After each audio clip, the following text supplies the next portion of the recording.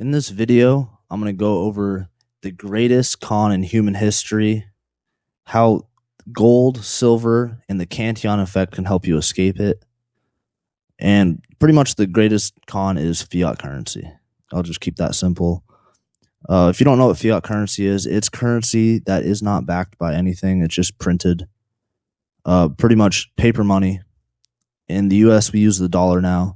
The dollar used to be backed by gold in 1972. I believe Nixon was the president who got us off the gold standard. And that was supposed to be a temporary thing where the government was going to put us back on the gold standard.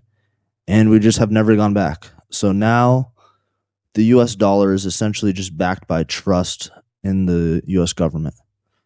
And that's why when people say, like, oh, the US is in crazy debt, I think it's like 35 trillion right now. That's money they're supposed to pay back. And that's what the dollar is supposed to be backed on, is the trust that they'll pay the money back. But what happens is the Federal Reserve just comes in and prints more money. Everything goes good. The economy keeps going along. And what happens is your savings end up being less and less useful in the economy. Inflation hits. The new money is created. It benefits the early recipients of that money. That would be the banks and the government. And they get to use that money before the prices rise. While the late recipients of the money, the workers, you and me, we suffer, we have reduced purchasing power, and our savings is now worth less. And that is the Cantillon effect. That is how new money is created, who it benefits, while once that money passes through the system as the current, the later recipients of it, the average Joes who work a 9 to 5 for an income, how they have reduced purchasing power and how the price of commodities and everything else around them goes up. So that's pretty much what inflation is and how it affects the average Joe. The Cantillon effect was this effect just theorized first by Richard Cantillon in the 1800s. Richard Cantillon was an economist and he was a philosopher. He wrote an essay on economic theory and described what is now known as the Cantillon effect. This Cantillon effect later influenced Joseph Smith, another economist, big one. And one thing interesting about Richard Cantillon was he was the first guy to define an entrepreneur. And he defined an entrepreneur as an adventurer who insists in the goods and materials. An adventurer who invests in goods and materials with the incentive of selling them in the future. And that's a pretty spot-on definition. I essentially just buy low, sell high. Someone who buys something thinking the price will go up and hopes to sell it in the future. But one other thing about Richard Cantillon, he was wary of fiat currency. I'm sure there's times in history before that fiat currencies have crashed. I think Rome was one of them. But he viewed gold and silver as the only forms of real money. And his reasoning for this, now this is in the 1800s, his reasoning was gold and silver require labor and land for their production. Therefore, they're tangible, they're real. Whereas a fiat currency or a digital dollar, that's just a number in a bank account, that's essentially just backed by trust. It's not really backed by labor and land. I mean, I guess there's a little bit of labor technically in printing dollars, but a lot of the US dollars now are actually digital. It's just adding zeros to computers pretty much. And what's interesting is in periods of hyperinflation, the Cantillon effect has proven out to be true. Hard assets like gold and silver, when hyperinflation hits, the hard assets like gold, silver, land, they act as a sponge and they gain purchasing power. While fiat currency or just paper money essentially loses purchasing power due to hyperinflation. This happens in regular markets too with regular inflation. Gold usually kind of beats inflation or stays right around inflation, and your paper money loses its value. Hence, the gas prices go up. Electric prices go up. A basket of bread is not the same price. So essentially, what Cantillon was describing was assets gain purchasing power when new money or inflation is created.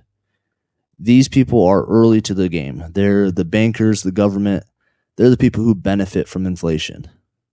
The Federal Reserve, they want to keep inflation at about 2%. And I'll get into the Federal Reserve here in a minute. The people who are late to the game are essentially income earners.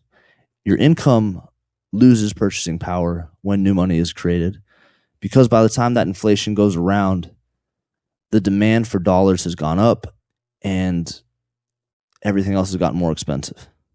Because it's not the demand went up. It's the supply of dollars has gone up and the demand for goods has gone up because of that. So now everything around them is more expensive. This is like, I think healthcare from the year 2000 to 2019 has gone up. I believe it's 300%.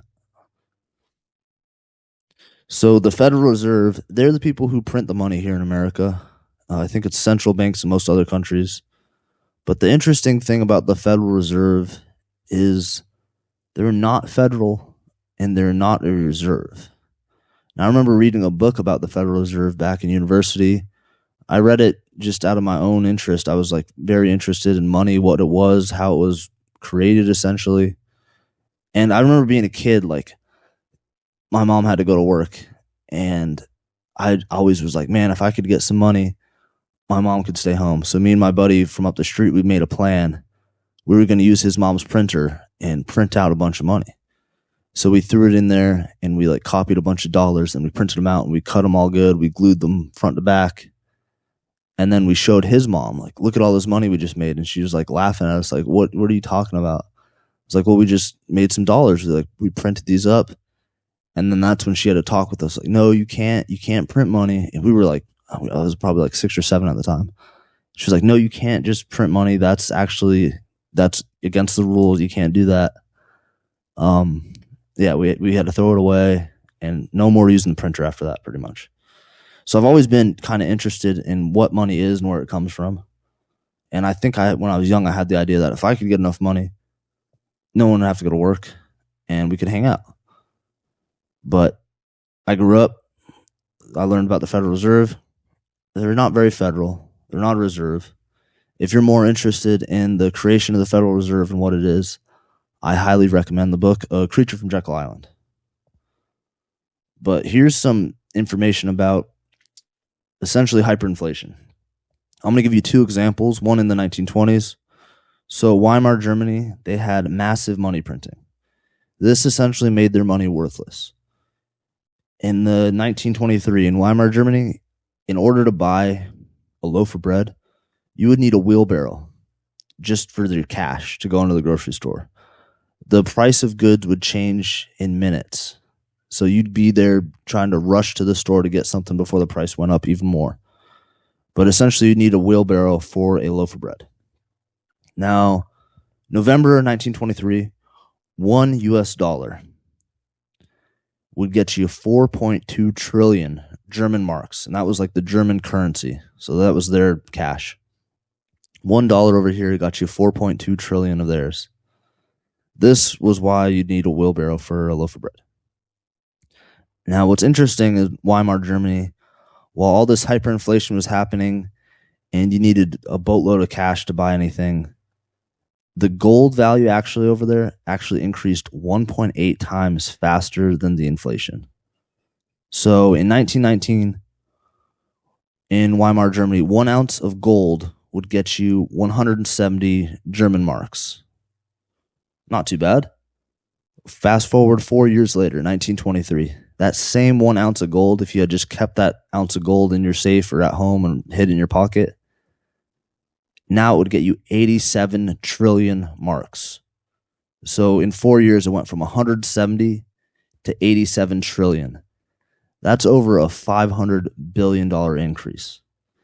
So this is the biggest con in human history, in my mind. It's fiat currency, people saving money, putting away cash, working a job for money, when that money slowly becomes more and more useless. And then we have these hiccups in history where these certain nations hit a breaking point, essentially hyperinflation. And all of a sudden, in a short period, 4 years, all your money could become pretty much useless. And then the wages can't keep up with how expensive things get. So you've got to have, you pretty much need an escape plan if hyperinflation is heading your way. And I'm not trying to be like a doomer and saying hyperinflation's coming to America or anything like that.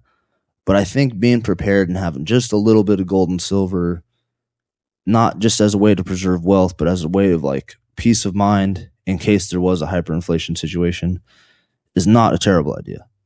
Now, the US is interesting because we have essentially the world currency. If you buy oil, you buy it with dollars. It's like the petrodollar. But if that were to ever change, maybe there could be a period of hyperinflation in America. Now, let's look at Venezuela. And this hyperinflation hit a lot of Latin America countries, but it hit really hard at Venezuela. And I'm looking at 2016 to 2019. Venezuela had hyperinflation of 53 million percent. By early 2019, a monthly minimum wage would get you 34,000 of their currency, pronounced bolivars. I think I'm saying that right.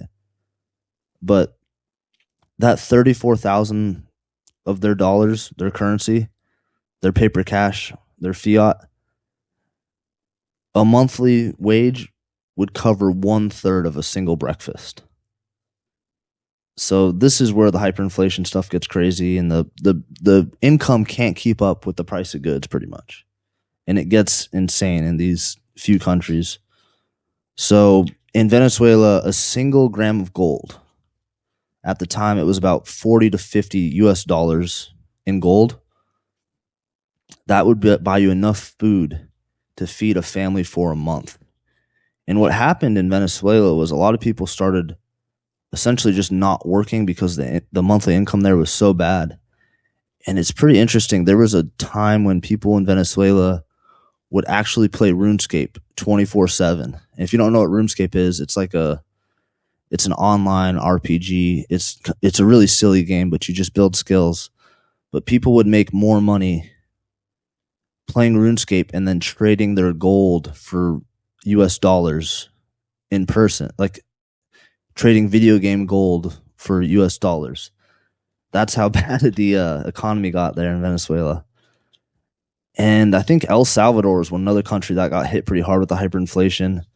They switched to Bitcoin, which was kind of interesting. I don't know what Cantillon would say about Bitcoin. I mean, the guy was alive in the 1800s, but he viewed gold and silver as the only forms of money because they require labor and land for their production.